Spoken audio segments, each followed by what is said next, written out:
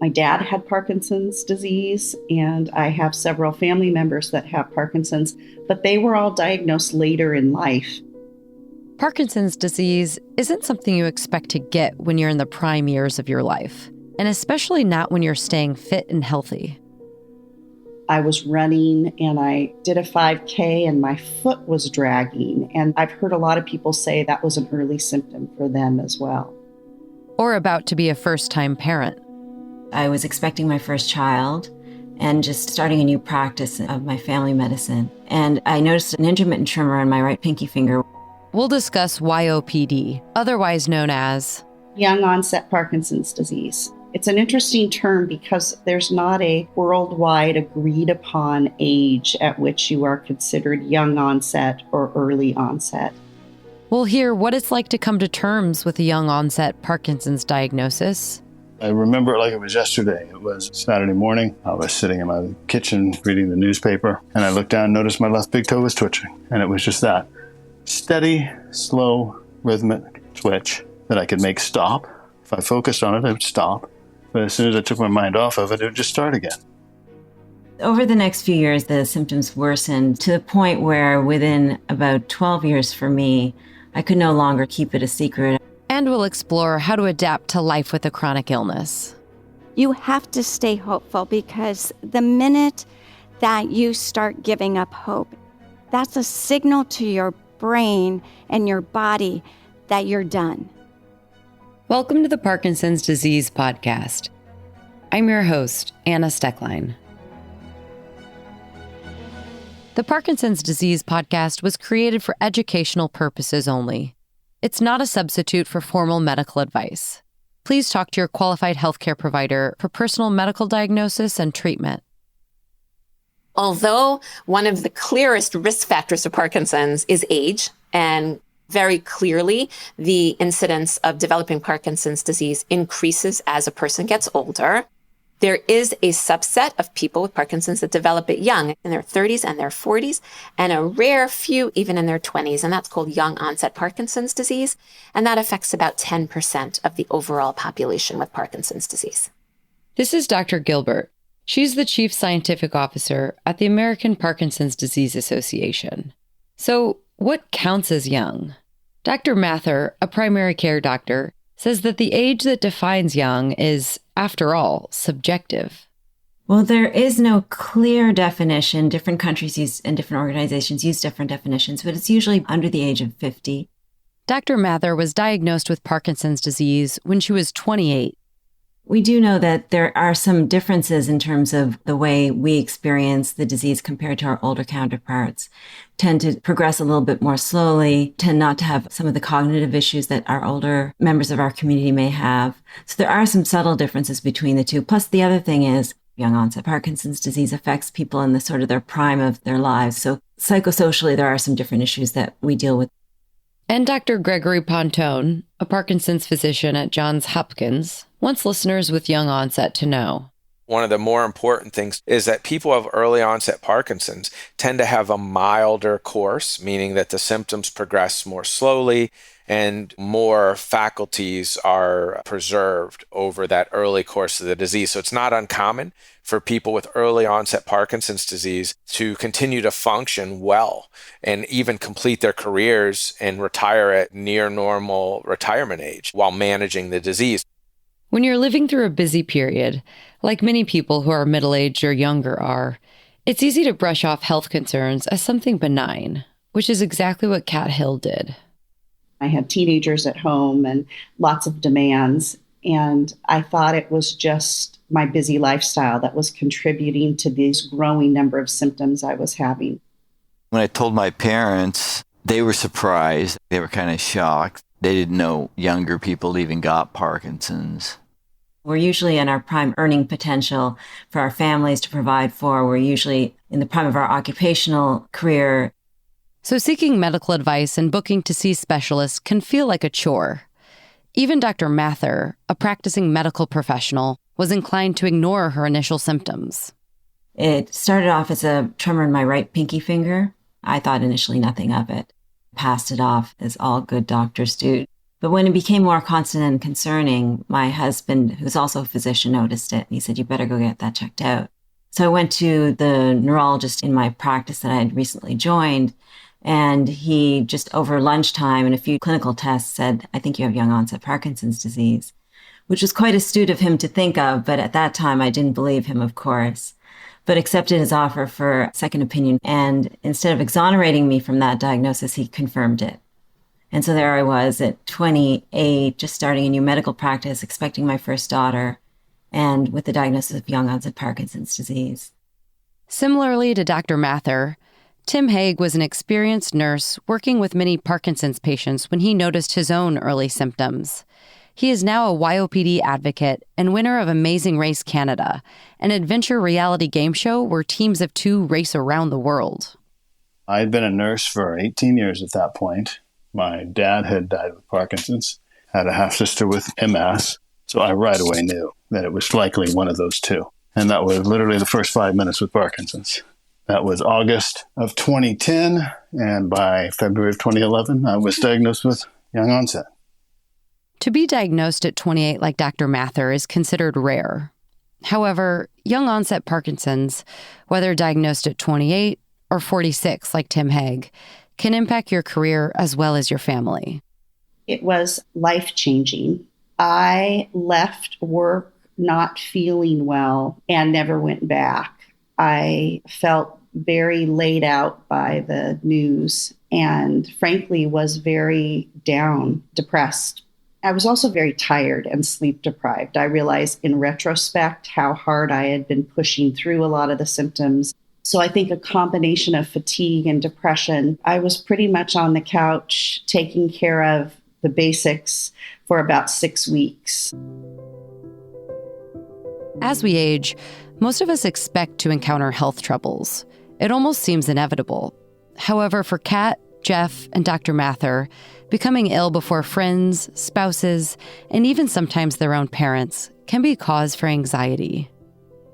We have a fair number of years ahead of us of living with this disease, so the fear of the unknown is quite significant for those of us that get it young because we don't really know what the future holds 10, 20, 30 years down the road. My family was very gracious in giving me space as basically I grieved that first few weeks after my diagnosis. So once a person receives a young-onset Parkinson's diagnosis, what happens next?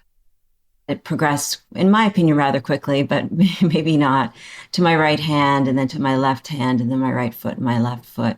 And so I started to develop, this global tremor, as well as some non-motor symptoms such as sleep disorder and anxiety and sometimes constipation problems. Just the global pervasive nature of this disease was rearing its ugly head at that time, over the next few years anyway. The science behind medication and the options available is something we will cover in more depth in an upcoming episode. But the role medication plays in the daily life of a person with young onset might be a little different than an older person. My goal was to be able to function as a physician. So I would time my medications to be able to immunize babies or to take a blood pressure or to do a physical exam. So minimize my symptoms when I needed to minimize them the most according to what I had to do that day. But that led me to start to increase my medications to the point where I was getting more side effects than help from the medications. So that was the unhealthy way of approaching it, was just trying to medicate everything to get to the point where I needed to be able to hide my condition, not disclose it, not get the support that I probably could have gotten at that time. Still to come in this episode, we'll hear more about what sort of symptoms you can expect when facing a diagnosis of early onset Parkinson's. The Parkinson's Disease Podcast is part of the Health Unmuted library. Search for Health Unmuted on your podcast player to find series on a host of other health conditions. There are also some symptoms that may occur more frequently in those diagnosed at an earlier age. Since my diagnosis, I've struggled with bilateral hand dystonia, which is abnormal muscle cramping. It's a separate diagnosis, but it's often combined for folks, especially with young onset Parkinson's. Many people get it in their feet. I have it in my hands. So it's greatly impacted my ability to use my hands. For quite a while, my middle fingers were fixated up, which was terrible. It was like I was flipping people off all the time. And it's painful. In the morning, I have to uncurl my hands often. I now get treatment for that, which involves every 12 weeks, I go in and I have Botox injections in my forearms and the front of my arms that deadens that muscle. Kat chose not to return to her full-time career. We right-sized our finances and we were able to stay in our home, getting creative, renting some rooms out. And I was the primary breadwinner. So there were a lot of logistics that needed to happen to set up a life that could be fulfilling and rich and wonderful and affordable for us. But we've been able to do that. And Dr. Mather rearranged the way she worked to fit around her diagnosis and the symptoms she was living with. I could look at my life goals a little bit differently. Then it was to be able to function as a mother, to be able to help out my kids, to be able to do my advocacy work, but on my own schedule and in my own time. Tim continued to work as a nurse, but did end up retiring early due to the condition. He then found other ways to maintain a full life. I went back to work after diagnosis, and I managed 5 years. And I had really wished that I could have kept working, could have found some way to keep working. I have been busy. The Amazing Race has made me extremely busy. I started speaking right after the race, and I did 70 events that first year, and I have been busy speaking ever since. We started the charity, the Wellness Center here in Winnipeg. There's been lots of things to keep me busy, but none of them are my career that I trained for or that I spent 21 years in.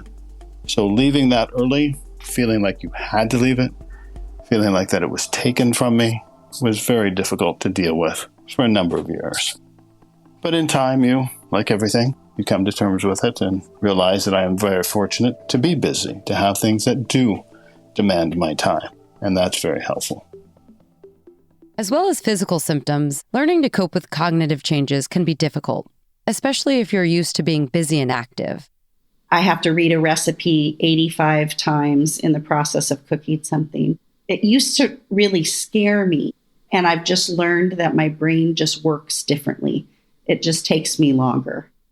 It is, of course, up to each person who they choose to tell about their health, including a diagnosis like Parkinson's. But sharing the experiences with trusted friends and family might be helpful.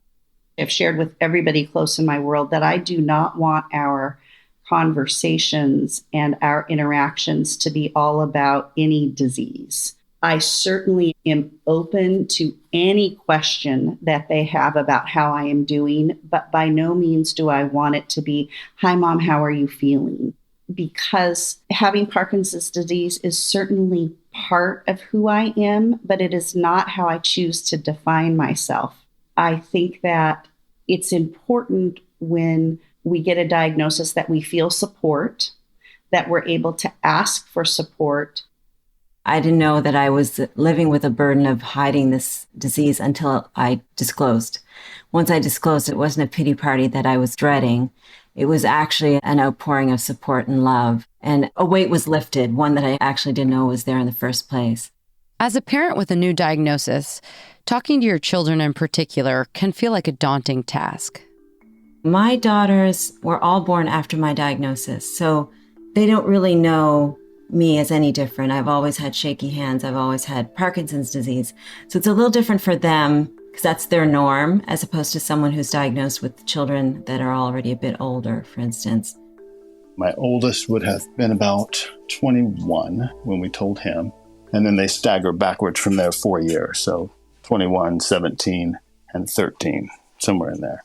So we tried to take age-appropriate response to each of them. But the truth is, the 17-year-old and the 13-year-olds, they see Dad every day. Dad looks normal. And they're wrapped up in their teenage lives. So, Dad's still here. He's not dying. Nothing's changing. On we go. And the 20-year-old, he took it pretty hard. He struggled with it for a while, which was unfortunate. But he has since come to terms with things and has done quite well with it. Both Tim and Dr. Mather think honesty truly is the way to go. I'm not one to hide things. I've been a nurse forever, and I've seen the damage done in families by people hiding and lying and trying to pretend. It's So I just don't want to do that. But we certainly attempted to manage it in a age-appropriate and healthy fashion for the kids. We've always approached it in a very open way. So we never hid my symptoms from my kids, from the girls. If it's something you're able to do, asking children to be active participants in your life with chronic illness might even surprise you. They were about 7, 5, and just 1 or 2. When we came back from a fundraiser that we always go to in New York City, and when we came back, we said to the girls, "So do you know why we go to New York City every year?" And they said, "Because you have Parkinson's disease." And it was interesting because we had never actually labeled it and verbalized it, but that's what showed me the kids are so intuitive. They know what's going on, even if you don't think they do. So perhaps we don't give children enough credit. Obviously, it's stressful for my girls to see me when I'm not feeling well. That goes without saying. But they have learned a great deal of empathy through this experience. They've learned a great deal of charity through this experience. And it may even set them up to deal with their own struggles better in the future. They've also learned that life isn't perfect and life isn't going to be perfect, but the way they approach those imperfections or those challenges is what's going to define them as people. So I think that they've learned some very good life lessons from it, and we're very close as a family. And so, as Dr. Parkinson explains, whilst a diagnosis can be difficult to take, the disease can be managed and life can go on. Certainly in early onset Parkinson's, for the majority of people, while there is the burden of a chronic disease like diabetes or high blood pressure, when it's well managed, it's very reasonable to expect that you can maintain a high quality of life. And so that's the message of hope. And now, let's hear about some resources that are available to continue learning. If you'd like to learn more about Parkinson's disease, head to healthunmuted.com to find a full list of resources, including a webinar on Young-Onset Parkinson's put on by Cure Parkinson's, and an online community for people diagnosed with Young-Onset Parkinson's and for their loved ones called Young-Onset Parkinson's Network. You can also find ways to connect with others through global and local advocacy organizations, such as PD Avengers. And there's a selection of other podcasts that you might find helpful as you continue to learn more about this disease, such as the Parkinson's Life podcast and the Learning About Parkinson's podcast. There are a lot of choices for managing the symptoms of Parkinson's using both modern medicine as well as lifestyle changes. In the next episode, we'll talk to Parkinson's doctors about how medication works, and we'll hear from people living with Parkinson's about their experiences. I was really not wanting to start on medicine right away. I was worried about the long-term side effects. I began to realize that unless I was going to optimize my own health care or my own self-care, I was going to be able to do much for my family or my community. So then I started paying more attention to my exercise routine, more attention to my nutrition, more attention to sleep, trying to get enough sleep, which is sometimes very difficult with Parkinson's disease. Thanks to Dr. Parkinson, Dr. Mather, and Dr. Gilbert for their medical expertise.